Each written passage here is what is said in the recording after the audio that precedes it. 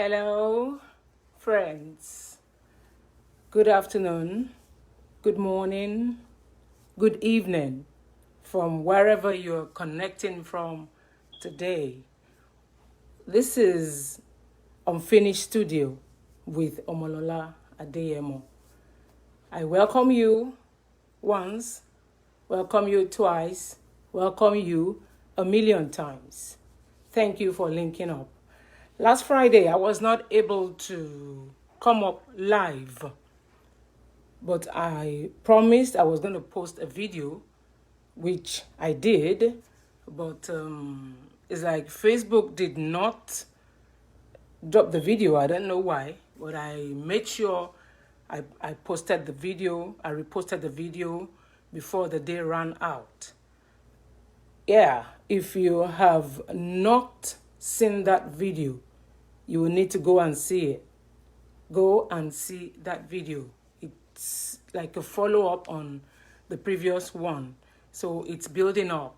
So if you have to keep checking the posts to really follow the topic, the message. And so today I want to say a big thank you to you. I want to say a big thank you to the people that saw the video and the people that are still going to see it, and to the people that are connecting today. I want to say thank you for the support. Thank you for being there. It's a lot of encouragement to me, and I give a shout out to you all. Thank you. So let's go on this important subject of weight stigma that I started a few days ago. Last Friday, I expressed a tough love. I expressed a tough love to the plus size gentlemen and ladies. Oh, please don't be biased if I use ladies more, because it's like the ladies face this bias more, probably because of our personality. They face the bias more, we're like on the receiving end of this with stigma. So when I say ladies, please don't be jealous, probably because I am a lady. That's why I use ladies more. And so I express a tough love that when people stigmatize you, it is okay for you to feel bad. It is okay for you to cry. It is okay for you to get angry or to get depressed. But when you get depressed, when you get angry, when you feel bad, what next? That is very important. That is what I dealt with last week, Friday. And so let me just move on today, building up on the tough love. Want to sort of link it up with what I have to share with us today. And so I want to ask a question. And what is that question? The question is, and it is very key to the emotional deliverance of the plus people or the plus woman. Don't be jealous. So it is very important to your emotional deliverance. How did I get here? That is a question. The question you should ask yourself is, okay, I am a plus size person. I am big. I am this size. My BMI is sort of going over the roof. But how did I get here? That should be the question. And so if you ask yourself that very sincere question, it is a very comprehensive question, because there will be several answers to the several people. I am a plus size person because of this. You are a plus size person because of something else. And so we're going to have different answers to that question. Yes, we might not have the same story, but we have the same sort of, we face the same stigmatization. We face the same stigmatization. Your story might be different from mine. To some, it is hereditary. And to some, it is just the eating habits that actually got them to where they are. And to some, it is as a result of some eating disorders, which are medically proven at times. Some of these disorders could be bulimia nervosa. Some could be pica. Some could be anorexia nervosa. Whatever it is, there are several of them. let me say, etc. But today is not a day to talk about the eating disorders. And at some point in this program, I will be looking at some of these eating disorders, but not today. And so the next thing is, we are still looking at the story behind the plus size. Yours might not be hereditary. Yours might not be eating disorder, but yours might be as a result of the job you do. Are you a sedentary worker? What does it mean to be a sedentary worker? You are inactive. A sedentary work is characterized by much sitting and little of physical exercises. You sit more than you are moving around, and that could affect your size. And this has come to play with the advent of technology. Yes, we have a lot of vehicles around that will take you around, as against the olden days that you have to walk around, you have to walk miles to reach your destinations. Most grocery stores are located closer to you now. They call it neighborhood market because they don't want you to go through too much stress for you to get what you want. Neighborhood market. And so you walk a shorter distance just to get what you want, or that is if you don't have a car, if you don't have that luxury of a car. But if you have a car, you ride your car to your grocery store, pick it up, and get back even to your home. Today, a car is no more a necessity. It is a luxury. It is no more a luxury. So, excuse me, it is a necessity. And so almost everybody, or let me say everybody, has a car. You have something to move you around. And so you do less of exercise. You do less of moving around. And so probably that is why you got to where you are today. Then to some people, it is the poverty level. The poverty level in the world generally is alarming. When I say poverty level, many don't actually know where they belong. They don't know where they belong. Now let's look at the statistics. Yes, today, the median annual household income worldwide is rated at £9,733. £9,733. I mean annual income. And that is like $811 monthly. And that is $27 daily. $27 daily for a family, a household. Daily, $27. Remember, I said a household, not individual. And so, how many people with this type of income, how many people can afford fruits and vegetables that are supposed to be like 50% of your intake?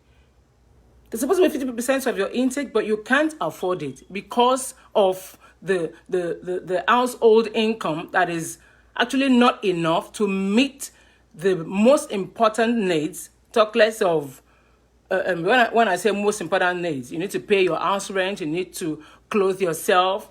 If you don't pay your house rent, your landlord is going to send you out of the house. And so you have to take care of a lot of other things. And let's look out there. We have a lot of food that are loaded with calories that cost less than these fruits and vegetables. And man must eat.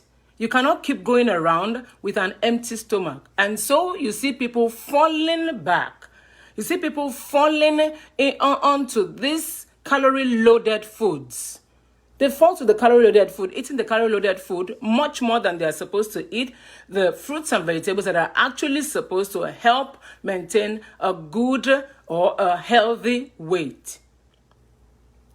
Like I said, there are many reasons as there are individuals. But the next question is very important. How does this concern the plus size out there? How does it concern you? If you're a plus size woman or man watching me today, how does that concern you? Let me break it down this way. Any of these categories may not, wherever you find yourself, whether it is hereditary or whether yours is as a result of what you eat, maybe you're not eating enough fruits and vegetables, or yours is because you're a sedentary worker. We have a lot more, but I'm not dwelling on that today. A time will come, I'm going to take most of these things one after the other to actually show us how those things can affect you as a plus size, or how those things have actually brought you to where you are, or has affected one person or the other. And so the question that, like I said, the next question is, how does this concern you? Any of these categories may not be your fault. Yes, they may not be your fault, but you have a big role to play, a very big role to play. And what is that big role? You will make me a promise as a plus woman. You will make me a promise to love yourself. That is how it concerns you. You will make that promise to love yourself very well. You love yourself, you protect yourself, and let me put it this way. You make a promise to love yourself enough and to protect yourself and to be good to this one precious body of yours. It is this one precious body. You have one, you don't have another. And so you have to promise yourself. That is how this concerns you. You have to promise yourself to be good to yourself, to love yourself, and to protect yourself, and to be good enough to this one precious body of yours, and not to hurt your body. You need to protect your body, protect yourself, love yourself, your heart, your soul, and your spirit. It is your responsibility. It is not the responsibility of whatever category you have found yourself in. And so if you are in a toxic environment, how do I mean? You are sedentary. I need to get out of it. If it is toxic to you, you need to do something about it. If what you do does not assist you to move around, you need to change it. You need to change it because we have been created to move around. That is how it affects you. You need to love yourself enough to tell yourself that truth that needs to be told. And so, if you are in a toxic environment, whatever the toxic environment represents, you have to think yourself or say this thing to yourself, that life is a long time. Life is a long time, very long time. And you're going to stay on this earth long enough. And so it is this body that is going to carry you all through your stay on the earth. And so you have to be good to that body. You have to be where your flower can grow. Your body is your flower, where it can grow, where it can blossom, so that it can serve you more, so that it can serve you longer, or long enough even to take you through your time on the face of the earth. Remember, when this body says no, you can't go further, then that means it's over. But if you take care of this body, it's going to carry you longer enough. And so, I want to tell you a story on that note today. And what is that story? There is this woman. Her name is Arike. Let me tell you the story of Arike today. Arike is a plus-size woman. She was born big. And Arike, the dream of every woman is to be lifted or to be carried on the day of her wedding, to be lifted by the groom. You know, they will say, it happens around. In Yoruba, there's a way we say it. They will say, Ogbe Yahweh. That means you carried your wife. That is the dream of every woman. But permit me to tell you the story of Arike today. Arike was born big. She is a plus size woman. A plus size woman was born big. Her own category falls into that of hereditary. She was born a 10-pound baby, and she had never been slim all her life. Never been slim. And she has been told severally that, oh, you took after your whatever generation that has gone. You took after this person. That is what they have always told Arike. And she also believed it. She also believed it. And so, like I said, the dream of every woman or every bride is to be carried by the wife, or by the husband on the day of the wedding. But Arika did not have this luxury due to her size. She was not able, she was not lifted like many ladies are carried on their wedding day because of her size. And that was not, actually did not enjoy that. But she didn't allow this to get at her. She continued living her life. Years after years, she increased in size. Arika increased in her dress size up to the size 22. Up to size 22. Then when she got to that size, something happened suddenly. Something dramatic happened. Arika came to herself. She asked herself a question. Oh, what if I fall sick one day and there was it is an emergency and I needed to be lifted quickly enough to the hospital? How am I going to get to the hospital? Who is going to carry me? How many people are going to be around to be able to carry me? Yes, before help is sought, is it not possible for me to have actually moved or crossed over to the other side? That is a question. Those are the questions that were going on in the mind of Arike. And so Arike thought to herself, I need to do something about myself. I need to do something, because when I fall sick, nobody is going to help me. Even if there is somebody to help me, not one person will be able to lift me. They will need to ask for help here and there. And so Arike said, I need to do something about it. Then the journey began with Arike. She decided to be good to herself, to this one precious body that she had. And so she took over the steering of her life. That no, I'm going to say no to these circumstances that have got me here. I'm going to say no to these limiting beliefs that have got me here. And I'm going to determine that I'm going to take charge of my life, my looks, and my actions. That is Arike. That is the story of Arike. And when Arike took this decision, it was dramatic, like I said. You would not believe what happened to Arike.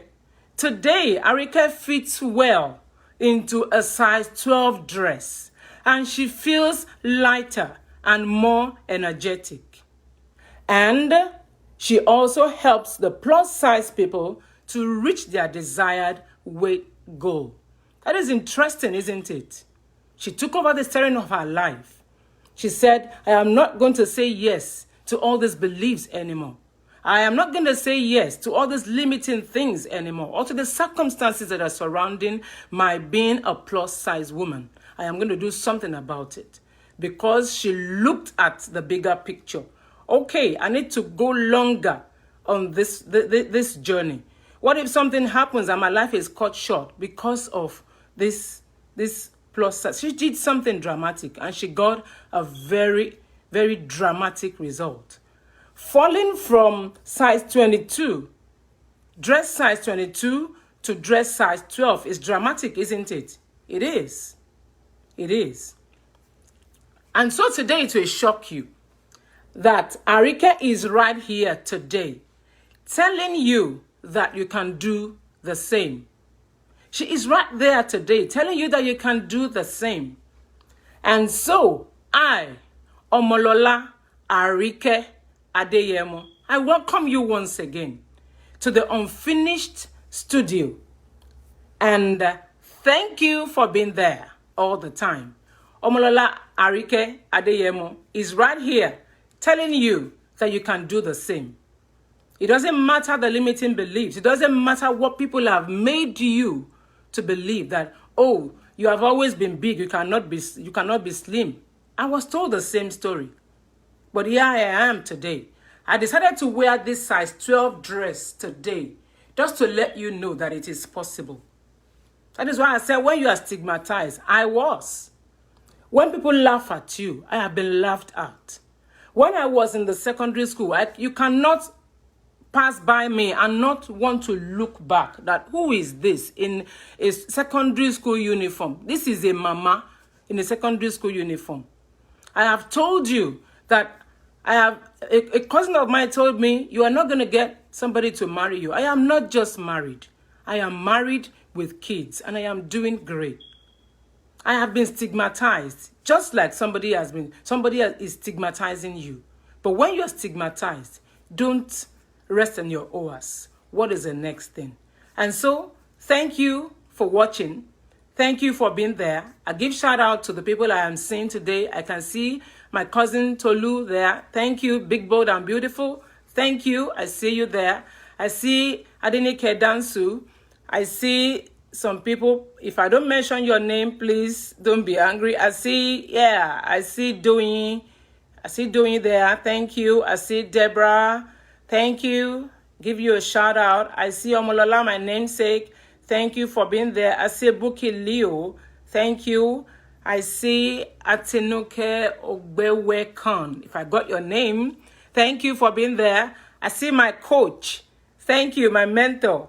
Thank you for being there. FFO, I appreciate you. Thank you all for being there.